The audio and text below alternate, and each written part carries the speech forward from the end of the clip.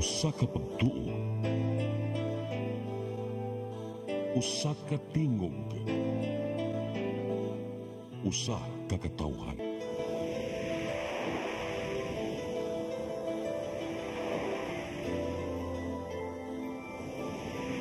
Cebu Catholic Television Network.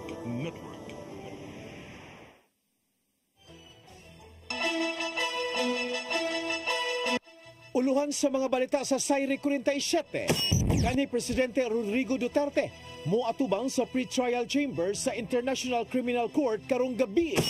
Pagminos sa bayranan sa tubig, lauman sa mga konsumidor sa MCWD. Cebu Lady Lawyers Association ug IBP ni sa ulog sa Women's Month sa Mandawi City Jail Female Dormitory. Babayeng therapist nga misakay sa habal-habal driver, gitulis ug gilugo. Sugbo, Kabisayan ug Mindanao, Pilipinas ug katawhan kutos maabot sa tong Sibya sa tibuok kalibutan mayong hapon. Live kita karon sa CCTN Channel 47 ug kini ang tulumanon sa nagunang kasayuran nga angay natong masayran. Sa nga ni Attorney Danica Caballes, ako si Dennis Tabar ug kini ang Sayre 47.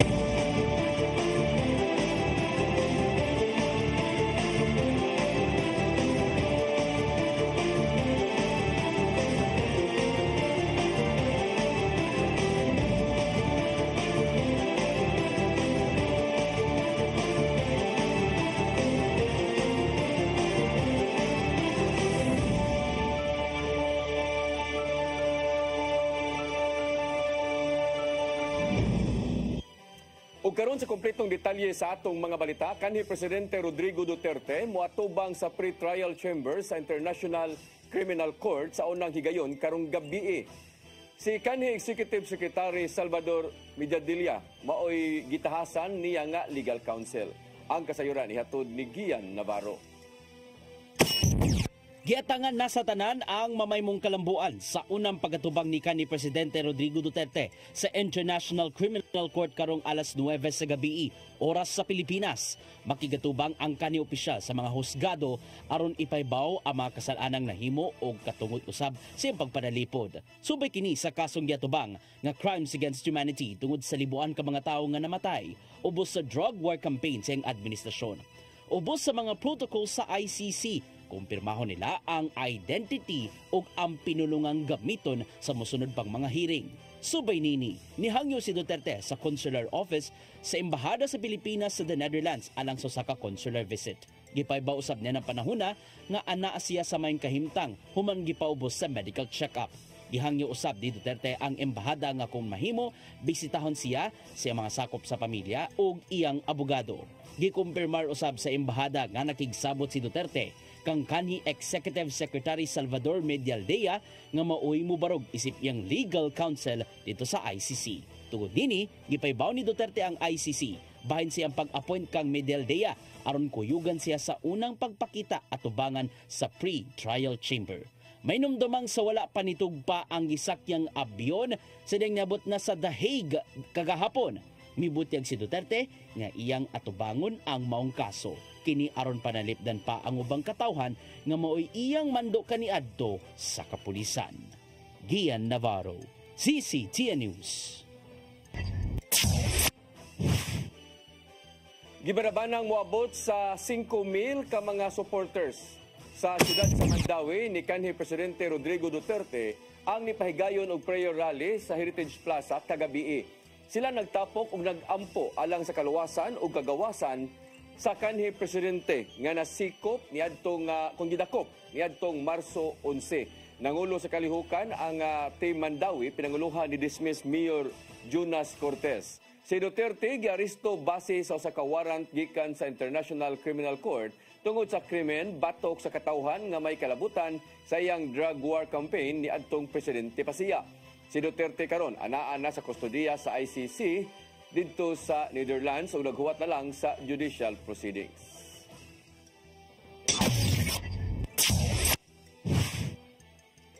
Konsehal John Alcober na nawagan sa buhatan sa mayor nga sulbaron ang giingong pagbabag sa garbage truck sa dalan nga sa ibabang bahin sa syudad sa Sugbo. Samtang nisugyot ang mga kaubanang konseho nga mas maayong ipaagi kini sa ordinansahon.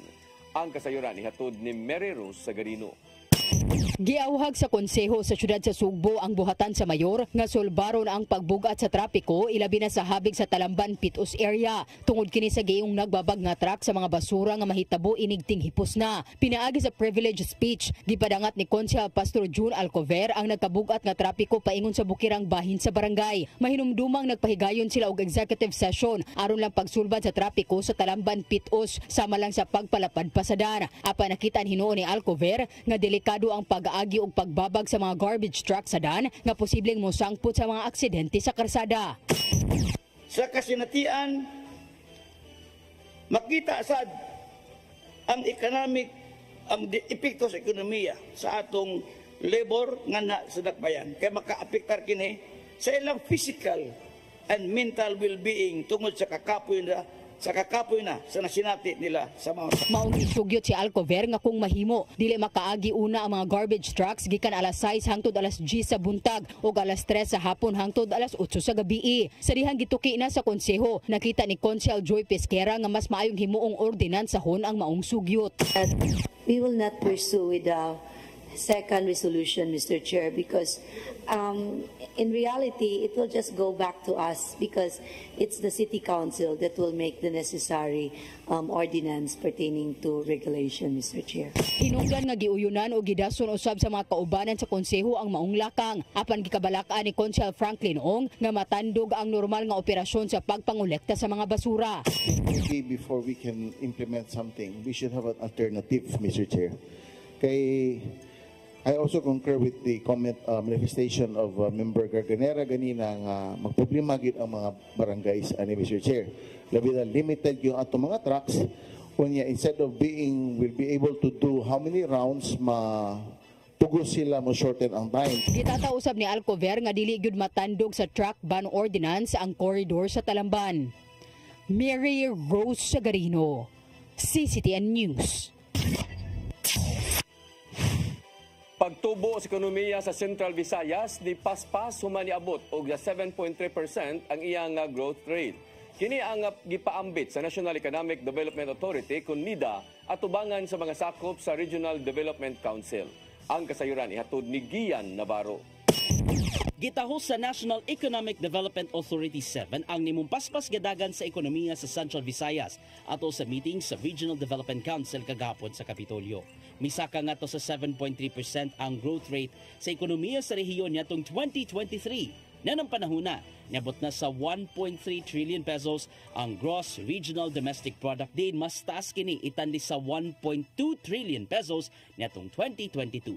Nakahatag kini og 6.6% nga abag alang sa gross domestic product sa Pilipinas. Tungod sa giumol karon nga Negros Island region, lauman nga makuhaan ang ekonomiya sa Central Visayas. Ubos sa NIR Act. Motipo na sa mong bag-ong rehiyon ang Negros Oriental ug Siquijor aron mukuyog sa Negros Occidental.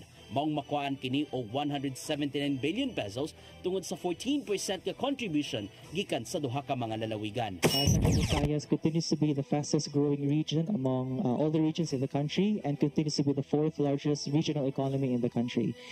As mentioned, the 2024 data is expected to be released in April. Kung pahinpahinon ang ekonomiya sa rehiyon, nagagikan sa Sugbo ang dakong tampo nga naa sa 30%.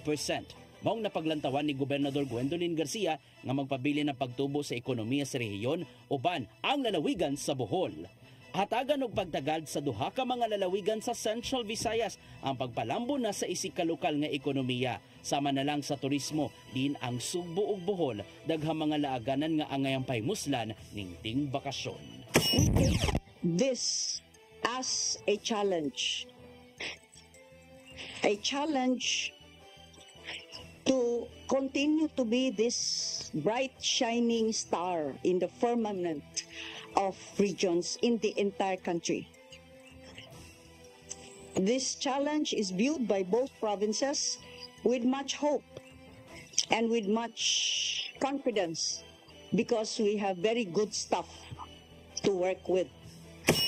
Navarro, CCTN News. Gipauman sa mga konsumidor sa Metropolitan Cebu Water District ang pagminos sa ilang bayranan sa tubig sugod karong buwana. Matod ni MCWD spokesperson Minerva Herodias nga gitugutan tugutan sila sa Local Water Utilities Administrator alang sa rate adjustment.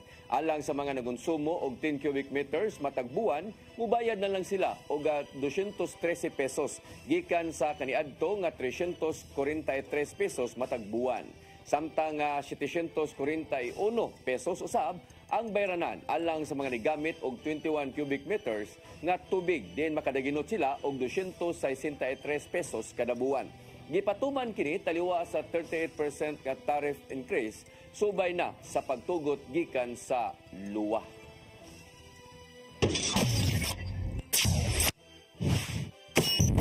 Mosunod, Cebu Lady Lawyers Association ug IBP ni sa ulog sa Women's Month sa Mandawi City Jail Female Dormitory. Kana og daghan pa mga balita sa pagbalik sa Sayri 47.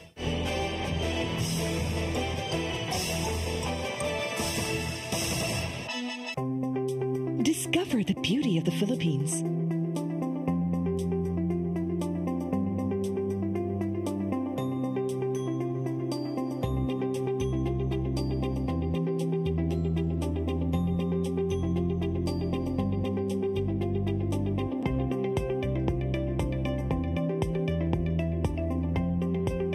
With Philippine Airlines, the country's flag carrier.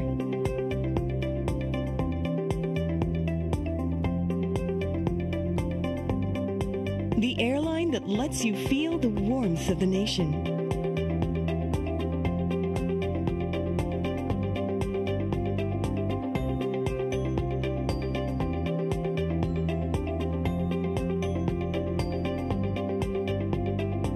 Mabuhay!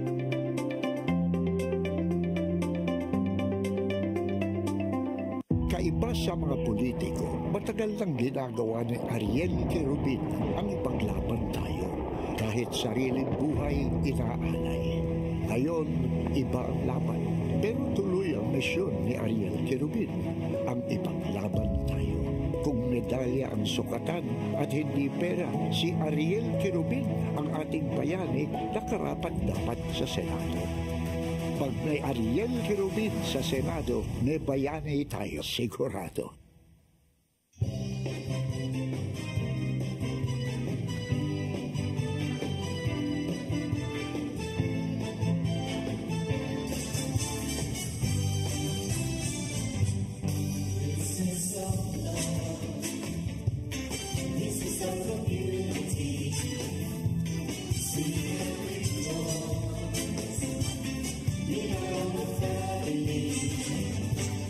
Praising the Lord.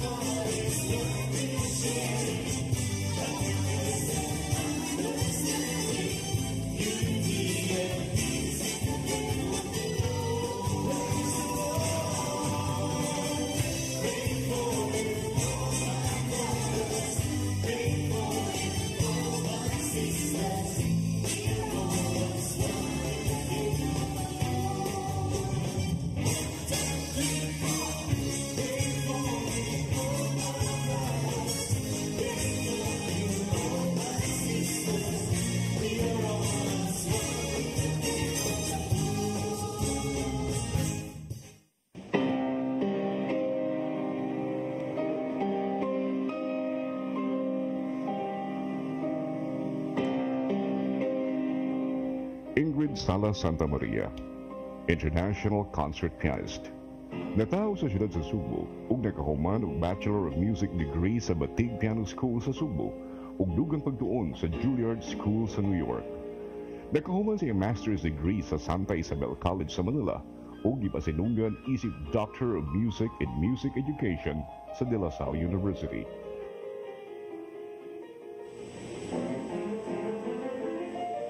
Gituboy sa Hall of Fame sa Performing Arts League sa Crestwood, Florida. Naapil sa Who's Who sa Asia Documentary sa NHK Television sa Japan. Ug napiling one of the 100 most notable Cebuanos of the century. Isip chairman sa Salvador and Pilar Sala Foundation, siya mo'y nagpasiugda sa usa ka 10-year music development program nga nagbunga sa katukuran sa Cebu Youth Symphony niadtong 1995.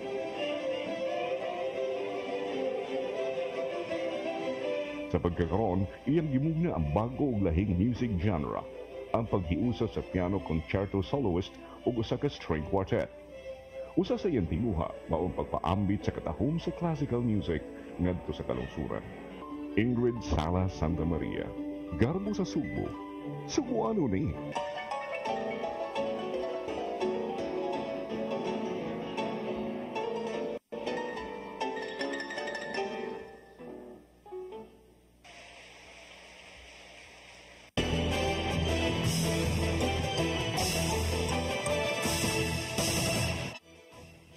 Balik sa ato mga balita, Cebu Lady Lawyers Association, ingon man ang Integrated Bar of the Philippines, ni saulog sa Women's Month sa Mandawi City Jail Female Dormitory. Lakip sa gipatuman ang Humanity Behind Bars nga programa pagtabang sa mga piniriso nga dali rang makagawas. Ang kasayuran ihatod ni Mary Rose Sagarino. Moabot sa 93 ka mga babay nga piniriso sa Mandawi City Jail ang nakapahimo sa libre nga eye check-up ug nakadawat og dignity kits ug food pack sa aktibidad gipahigayon kaganinang buntag. Ang programa gitawag og Humanity Behind Bars, gipasiugdahan sa Cebu Lady Lawyers Association Incorporated Konsela ug Integrated Bar of the Philippines Cebu City Chapter subay sa pagsaulog sa Women's Month. Kini gitambungan ni Attorney Gigal Oliva ang kanhi presidente sa duha ka asosasyon ug kanhi treasurer sa Mandawi City. Ang IBP ug sila patuman og Humanity Behind Bars, proyekto nga gipahinungod sa decongestion o pagpaluag sa prisuhan. Gipatuman kini sugod ni atong tuig 2020 sa termino ni Oliva pagka-presidente sa IBP Cebu City Chapter. We still have to spread out humanity even if you are behind bars. Mao na among concept ato. This is really to speed up the cases of the different PDLs. Naman ko'y uban good nga tungod kay walay abogadong ga-follow up nila sa korte, they are overstaying aning mga tohana. In fact, natay mga PDLs no nga 11 years nagastay pero 7 years na day iyang sentensya. Kiwa siya abogado. Mo na kailangan kay kami sa IBP, mas may karon kay it's already computerized. We have a system already nga mo red alert na mo na mo red flag kung naay usa ka PDL nga nag-overstaying na. Una kining gihimo sa Cebu City Jail dayon sa Mandawi City Jail, di nakapalaya sila og 30 sa female dormitory og 75 sa male dormitory. Pagsugod na gid namo sa programa, meaning to say we started at 1,400% for gesture rate. Grabe gid ka ho. Unya, nagpatupakod na ang tuberculosis, di ba? Ibuot man ang pasilidad. And that is the reason why, because sa kahukot sa pasilidad, what we did was, kinahanglan mo intervene with us. Lakip sa kalihukan ang training sa PDL Data Management System o PDL para Legal Competency Training uban sa mga abogado. Ang inisyatiba nga Humanity Behind Bars nakaani og pag-ila og adoption sa Korte Suprema sa Pilipinas. Mary Rose Sagarino, CCTN News. Arsobispo Jose Palma andam nga mutungtong na o balik ang sa pulpito sa Buluon Church subay na sa pagbalik sa upat ka mga panels. Gihulagway usab sa uban nga mga opisyal nga dako kini og ikatabang aron magpabilin pa ang kabilin sa lalawigan sa Sugbo. Ang kasayuran ihatod ni Gian Navarro. Gisaksihan na sa mga dagkong opisyal ang hingpit ka pagbalik sa upat ka mga pulpit panels sa Archdiocesan Shrine of Patrocinio de Maria Santissima Church sa lungsod sa Bulhoon.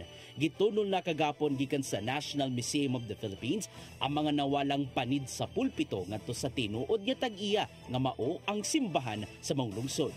Usas sa mga nalipay mao si Cebu Archbishop Jose Palma diin andam siyang mubatbat siyang wali ngadto na sa pulpito. May tabo kini ato sa Santos nga misa ug unveiling sa mga wooden panels ngadto sa Bulhoon Church karong Marso 21 sa buntag. The microphone is standing between the community and the altar. But I think I will do it not only so that you can hear me, but so that you can see how beautiful the panels are when they are back to their original places. Karong nabalik na sa Sugbo ang mga panid, ipaubos kini sa carbon dating aron mapamatud-an ang iyang pagkakaraan. Gihaguan hinuon sa Kalahe Environmental Consultancy Services ang pag-restore sa itsura sa pulpit panels. Nga hinimo sa kahoy diin, may lanat kini og 12 ka semana. What we did was to panel by panel, we examined each problem part by part, and then finally, with the guidance of the National Museum, we confirmed that it is okay. Then it was sealed and varnished. Tahod sa kabilin sa Sugbo, andam ang mga kadagkuan sa NMP nga mopaayon na usab sa karaang simbahan sa maong lungsod. We will work with the stakeholders of Bulhoon to take the next steps to restore and retrofit the church, the convent museum, the wooden Catholic school nearby, and the Bulhuarte. The National Museum is ready, willing, and able to do so. Iwalakwa ni Tourism Secretary Cristina Garcia Frasco nga dako og tabang ang pagpabalik sa mga panels aron mas mapalig-on pa ang pagka-heritage site sa Bulhoon Church. Subay kini sa gikampanya sa Department of Tourism nga mao ang pagpalambo na sa faith tourism. And we're hopeful that this will further spur economic growth alang sa Bulhoon ug nga mapadayon nato ang atong pagpreserbar sa atong mga cultural heritage. Sa kahapon gipalanog ni Governor Gwendolyn Garcia ang panawagan nga iuli na ang ikaunom nga pulpit panels nga nawala pa aron makumpleto na sa hingpit. Dakong kasalanan alang kaniya ang wala pagpabalik sa mga sagradong butang. Subay kini sa kapin usa ka tuig ng pagpangunay sa panawagan nga iuli ang Bulhoon panels. Sama sa among kanunay nga ibalik-balik, mahimo na nimo ibalik. Sikrituan na lang aron dili ka mabuking. Mahimong i-address directly to the Archdiocese, i-LBC na lang. Walay return address o mahimong sa Kapitolyo. And we assure you, di namin mo imbestigar pa. O pasayloon ka sa imong sala. Human suroy, gipakita na sa Bulhoon Church ang pulpit panels alang sa public viewing sulod sa kasimana. May tabo na usab ang Memorandum of Agreement signing karong Marso 21, kuyog ang mga kadagkuan sa NMP. Gian Navarro, CCTN News. Gisaulog ni Pope Francis ang ika-12 nga anibersaryo sa pagkasanto Papa so sa tambalanan sa Roma. Matud sa Holy See Press Office nga giselebrar sa mao nga adlaw ang kasumaran pinagi sa usa ka lamian nga pagkaon uban ang mga health workers. Human nga ngaon nagpadayon si Pope Francis sa iyahang spiritual exercise alang sa Roman Curia pinagi sa internet. Nagpabilin stable ang kahimtang siyang lawas o nag-anam na usab kini sa pagkaayo. Usa ka buwan na nga nalandig sa tambalanan ang 88 anyos sa simbahan tungod sa gihambing niini nga double pneumonia. Gisugda na ang pagtukod sa permanenteng clock tower sa siyudad sa Mandawi. Tinguha nga mahuman kini sa dili pa ang pista sa Dakbayan sa Mayo 8. Ang itukod nga actual clock tower giingong nga lig-on susama sa usa ka building ug dili pareha sa mock-up o sample nga napaksit ang plywood. Gibugatan ni Attorney Jamal James Kalipayan, ang city administrator, nga way naggasto ang syudad sa mock-up structure tungod sa modelo lamang kini. Si Kalipayan miingon nga ang kontraktor nagbutang og mock-up isip sample nga proposal ug tungod kay ang proyekto wa pa man ma-award niadtong higayuna og way gibayran ang syudad. Migahin ang syudad og 29 milyones pesos alang sa pagpanindot sa tibuok Heritage Plaza. Grupo sa mga tinun-ang babae nga nangulata og grade 11 student sa Lapu-Lapu City gipaubos na sa intervention sa City Social Welfare and Development Office kon CSWDO. Samtang gibutang na usab ang home care facility dinang upat sa 5 ka mga lalaking minor de edad nga nakuhaan og hinagiban sa Barangay Babag. Ang kasayuran ihatod ni Cristel Joy Filerca. Gipaubos na sa intervention ang grupo sa mga tinun-ang babae nga nagtungha sa Babag National High School nga nangulata og usa ka babaeng grade 11 student kinsa nagtungha gihapon sa mong eskwelahan didto sa Barangay Kalawisan, Lapu-Lapu City niadtong Marso 4 sa gabii. Matod ni Catherine Ladaga, ang officer in charge sa City Social Welfare and Development Office, nga sa 8 nga nalambigit, 5 niini ang gisud silang home care facility samtang ang tulogi community intervention. Samtang ana sila sa home care facility, ang 5 ka minor de edad ipaubos sa counseling og values formation. Magpadayon usab ang ilang pagtungha pinaagi sa modular distance learning. Samtang sa laing bahin, ang 4 usab sa 5 ka mga lalaking minor de edad nga taga-barangay poblasyon nga nakuhaan og mahait nga hinagiban niadtong Marso 10 sa Barangay Babag, ana usab sa home care facility. Gibutyag nila Daga nga susamang intervention usab ang buhaton kanila. Dugang paniya nga ang gitas-on sa intervention nga ilang pagabuhaton sa mga minor de edad magdepende na sa assessment sa social worker. Kini kung makita na nilang andam na kining mobalik sa komunidad. Apan sigun usab nila Daga nga lakip nga ipaubos sa intervention ang mga ginikanan sa mga batan-on nga nalambigit sa duha ka mga insidente. Yes, apil po na sa ilaha ang ilang parenting, no? Kay kinahanglan po nila masabtan na bisan pag teenager need jud na close monitoring. So as to unsa man ang ilahang parenting, parental care nila o ang of course ang pag-prepare pud sa family pag mag-reintegrate siya at the same time ang community. Kay pag mag-reintegrate ta og bata dili lang man ang atong tagag consideration is ang family nga balikan niya including the community. Cristel Joy Filerca, CCTN News. Gihingusgan sa kapulisan sa Dakbayan sa Lapu-Lapu ang pagtudlo sa mga establishmento unsaon paggamit sa Emergency Alert Buttons app. Gani usana ang narilibuhan tungod sa wa maayong pagpasabot sa kapulisan sa katuyuan sa application. Ang kasayuran ihatod pagbalik ni Cristel Joy Filerca.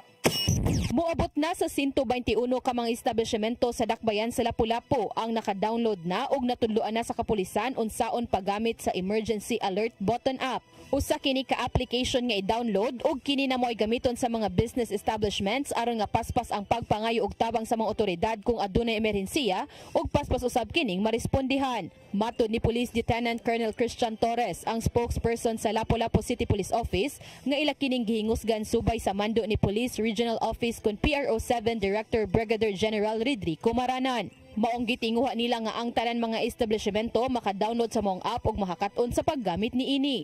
Niadtong Marso 6, ang LCPO ni pahigayon og simulation exercise kabahin sa pag-verify sa usa ka robbery alarm gamit ang maong emergency alert button app aron sa pagsukod sa ilang kaandam ug kapaspas sa pagresponde. Kini tungod kay matod pa ni Lieutenant Colonel Torres nga kanunay mo pahigayon og inspection ang taga PRO7 sa mga establishmento aron sa pagsukod sa ilang kaalam kung makahibaw ba gyud sila sa paggamit niini.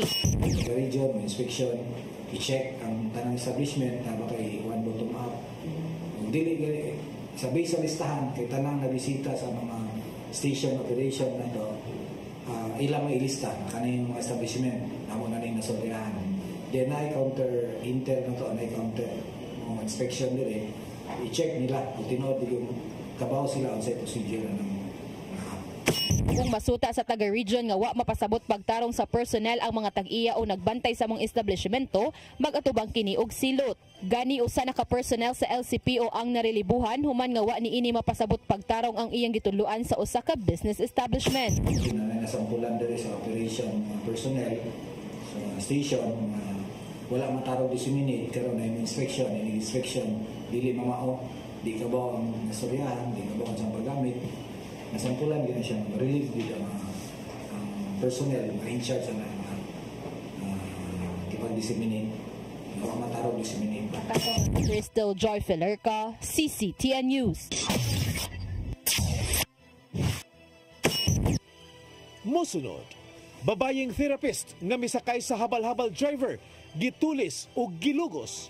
Kana og daghan pa mga balita sa pagbalik sa Sayre 47.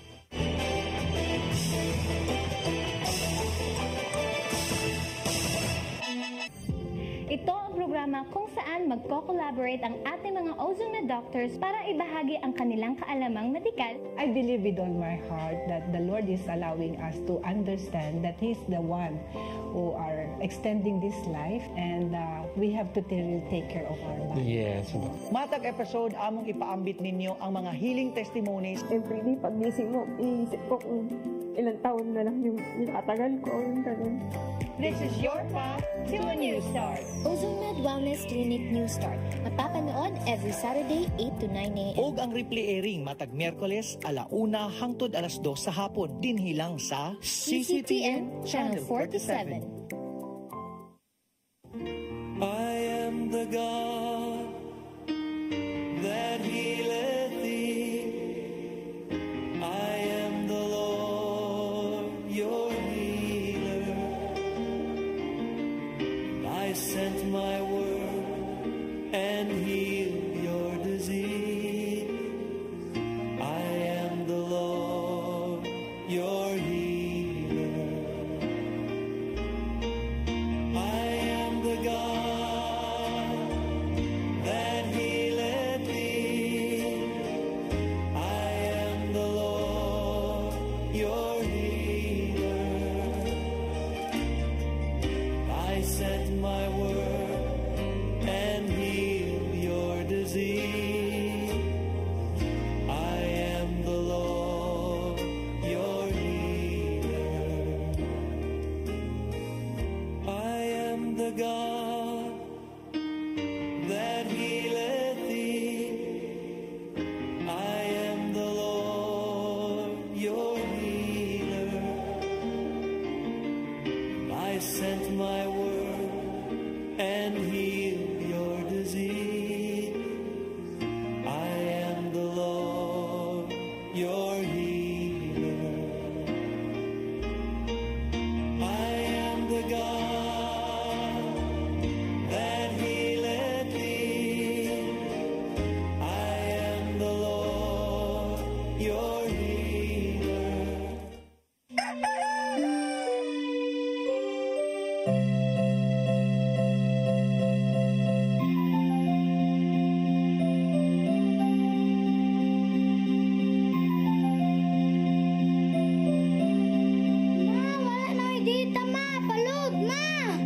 Sorry ma'am, na-late ko. Nangita pa mong gusto para internet sa kong anak ma'am. Ay, wala na yung problema. Pag-sinisibu! Sinisibu, sinisibu. For your internet connection. And for the signal of your cable TV. So fast and straight that transmission to your home. Sinisibu! Sinisibu, sinisibu. Offers you to have fiber optics. For your viewing experience, perfect and clear so far. So great and affordable for you to enjoy. Sinisibu. Sinisibu Television Network Incorporated offers fiber to the home broadband internet bundled with fiber to the home cable TV connection. Sinisibu Television Network Incorporated with its operation in Metro Cebu and the whole province of Cebu soon. And affordable for you to enjoy. Sinisibu! Ben Zubiri, kompositor, artista sa bantawan, pelikula o radyo. Mas nailhan sa ngang Iyo Carbo. Si Ben Zubiri ang isuwat sa way kamatayong awit Matud Nila.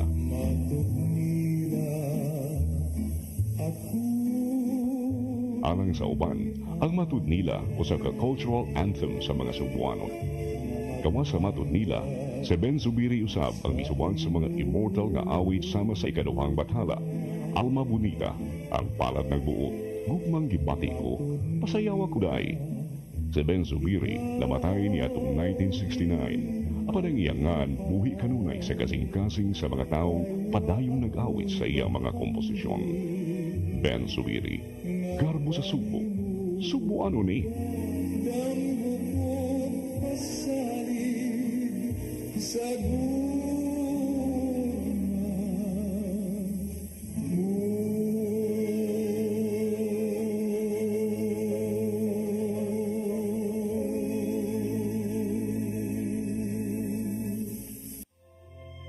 Ang kinabuhi puno sa hagit. Sugpil na ka, Dria! Ay, pag-inarte! Magdita ka! Puno sa pangutana. Bata pa gani ka kayo?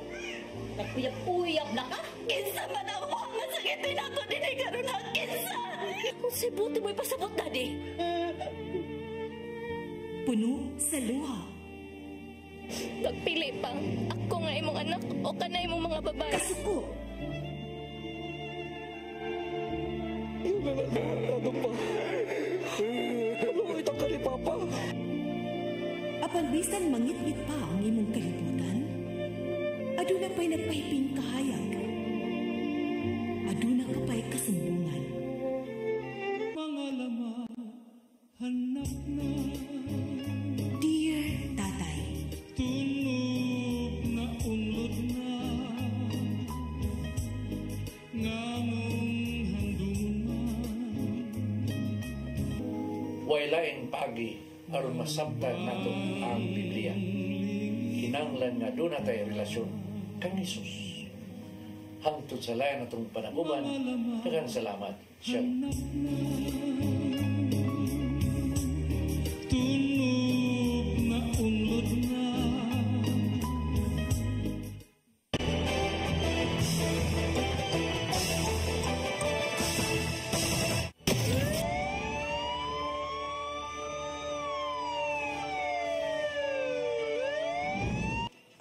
Balik sa atong mga balita, babaeng therapist nga misakay sa abal-habal driver paingon sa dakbayan sa Sugbo, gitulis o gilugos pag-abot sa South Road property habig sa Mambaling. Nadakpan na usab dayon ang driver og nakuha ang mga butang nga iyang gitulis.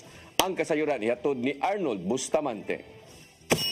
Diay 22 anyos nga second year college student kanag sideline paghahabal-habal driver ang gagisikop sa Mambaling Police Station manireklamo siya nga pasahero nga 21 anyos nga babae nga usa ka therapist nga mitulis og lugos kaniya sa South Road property sa alas 3 sa kadlaw nitong Huwebes. Ang suspitsado gilangan si Jeff Nathaniel Manto 22 anyos taga Burgos Street, Barangay Poblasyon sa Dakbayan sa Talisay. Mato si biktima nga si alias Fe, dunay kaipon nga taga Barangay Tanggi sa Dakbayan sa Talisay nga nagbook siya ride hailing app alas 3 sa kadlaw aron magpahatod sa Dakbayan sa Sugbo apan dugay ni nga nabot nga mahinungdan nga iya na lang kini nga gi-cancel ang iyang booking.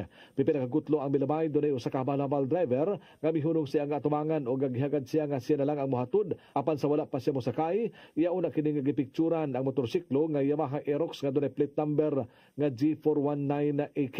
Sa dihaga sakay na siya sa motorsiklo og pag-abot sa Taytayan sa South Road property habig sa Mambaling area. Nananghin matod pa ang driver nga mangihi og sa dihang misanong siya kalit lang kini nga mideklarag tulis dungan sa pagtion sa gihawiran nini nga screwdriver ug gihulga pa kini nga patyon kumusukol. Manampuson nga nakuha sa suspitsado ang iyang cellphone nga makantidad sa 20,000 pesos og kwarta nga moabot sa 2,500 pesos. Human makuha ang kwarta og cellphone wala matagbaw ang suspitsado. Gidala pa siya sa ngit-ngit nga rapit ug didto gipugos siya sa pagpaom-om sa kanitaw nini ug daing lugo sa biktima. Human sa manampuson nga gihimo sa suspitsado, dali ni nga misibat biniyaan ang biktima nga tungod ani nangayo kini og pakitabang sa mga motorista ug nagpahatod sa Mambaling Police Station aron itaho ang nahitabo kaniya. Gisaysay sa biktima sa mga investigador sa Mambaling Police Station ang nahitabo og gihatag nini ang hulagway sa suspitsado lakip na ang motorsiklo nini nga naa ang plate number. Dali nga mihimo og follow-up operation ang kapulisan alas 6 sa buntag ug ilang na trace ang GPS sa motorsiklo nini kay resulta siyang pagkasikop. Nakuha pagbalik sa mga pulis ang iyang cellphone sa biktima, screwdriver ug motorsiklo apan ang kwarta wala na kini mauli. Giangkon sa suspek ang krimen ug matod niya nga nahimo niya kini aron ibayad siyang tuition. Matod ni Police Lieutenant Colonel Maria Teresa Magkatangay, Deputy City Director for Operations sa Cebu City Police Office, nga tungod sa dali nga pag-report sa biktima, ila din kini nga nadakpan. Maayo lang nahitabo because she reported it immediately to the authorities and then nadakpan yun dayon ang maong suspitsado. Na siya parang diri sa Mambaling Police Station temporary custody pending the filing of appropriate charges. Giyawhan ang kapulisan sa publiko ilabi na sa mga babae nga mosakay og ride-hailing app nga sama sa gihimo sa babae nga kinahanglan ilhon og kuhaan daan og hulagway ang ilang gisakyan nga motorsiklo o bakaha sa kinan. May pasabot tinon sa makatangay nga dili ra makaalarma ang mga hitabo apan kinahanglan usab nga magmatngon ang matag usa ilabi na neto nga mga nakayay sa mga publiko nga transportasyon aron dili sila mabiktima sa mga kriminal.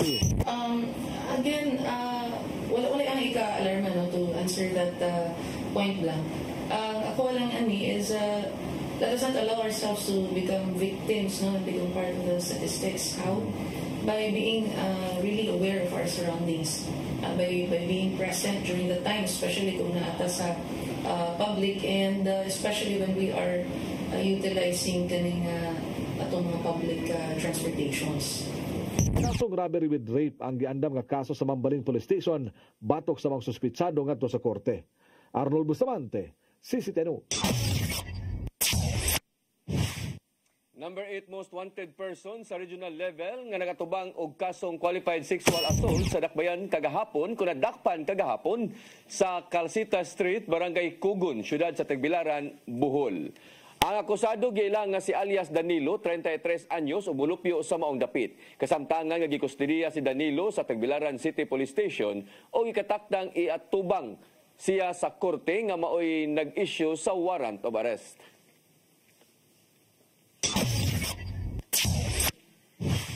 Sa laing balita, nakaangko na og duha ka mga bulawang medalya ang atleta nga si Adrian Astrologo sa Dakbayan sa Lapu-Lapu sa long jump event og triple long jump sa nagpadayon nga Central Visayas Regional Athletic Association kon CBRA 2025 didto sa Bayawan City, Negros Oriental. Ang 12 anyos nga si Astrologo usa ka grade 6 student sa Babag 2 Elementary School. Malampuso niya nga napildi ang laing pang-40 ka mga atleta sa duha ka event nga iya nga gisalmutan. Karong adlaw, mudagan na usab si Astrologo sa 100-meter sprint sa malaumon ang atleta nga laing bulawang medalya na usab ang iya nga makabot.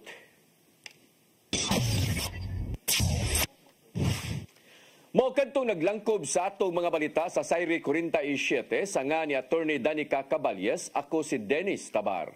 Hangtod sa Lunes pohon, dinigyapon sa inyong paboritong tulumanon, Sayri 47.